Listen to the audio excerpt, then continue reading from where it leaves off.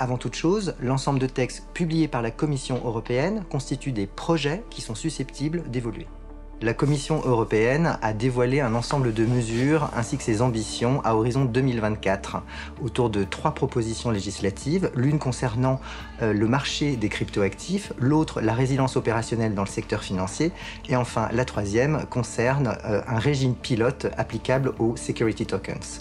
Autour de cela, à horizon 2024, elle propose également une révision de la directive DSP2 en matière de services de paiement, des réflexions en matière d'identité numérique et enfin un cadre global applicable à l'usage de technologies de registre distribuées, les DLT. Elle dévoile ainsi ses ambitions fortes pour les 3 années à venir en matière de finances numériques, puisque grâce à ce paquet de mesures, les acteurs œuvrant dans ce domaine pourront développer leurs activités au sein du marché unique. Il conviendra maintenant de trouver un bon équilibre entre la sécurité juridique apportée par ces nouvelles règles et le développement de ces activités pour les acteurs qui œuvrent dans ce domaine. Beaucoup soulignent le potentiel de la technologie blockchain dans le domaine financier.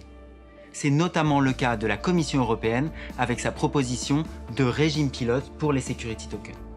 Cette idée est d'ailleurs inspirée de la proposition de l'AMF pour un laboratoire numérique européen.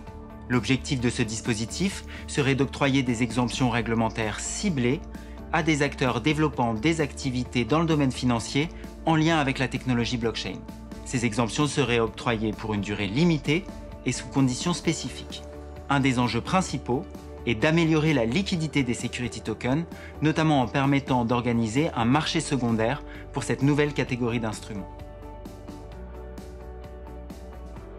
En proposant un régime hybride entre des enregistrements obligatoires et des agréments optionnels, l'AMF en France a été pionnière dans le domaine de la réglementation applicable aux actifs numériques.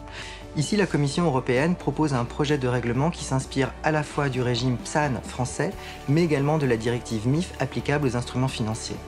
Ainsi, elle propose d'instaurer un agrément obligatoire pour les acteurs développant des services sur cryptoactifs, assorti d'un mécanisme de passeport qui permettra aux acteurs de développer leurs activités au sein du marché unique, mais également de faire face à la compétitivité mondiale face aux acteurs non européens œuvrant dans ce domaine. Avec la publication des propositions de la Commission européenne, commence le processus législatif européen. Ces propositions vont ainsi être soumises désormais au Parlement européen et au Conseil. Le texte qui sera finalement adopté peut ainsi varier par rapport aux propositions qui ont été publiées. Il est donc essentiel que les acteurs s'impliquent pour contribuer activement aux discussions réglementaires en cours sur ces sujets. Nous accompagnons nos clients dans la préparation de cette implication, que ce soit seul ou via des organismes de place, au niveau national ou au niveau européen. Ce projet de règlement propose également différentes définitions en matière de cryptoactifs, notamment 2 catégories pour les stablecoins, sujet particulièrement important pour les acteurs qui ont recours à la blockchain pour le traitement du cash. L'ensemble de ces mesures proposées par la Commission européenne, et notamment ce projet de règlement, étaient particulièrement attendues par les acteurs.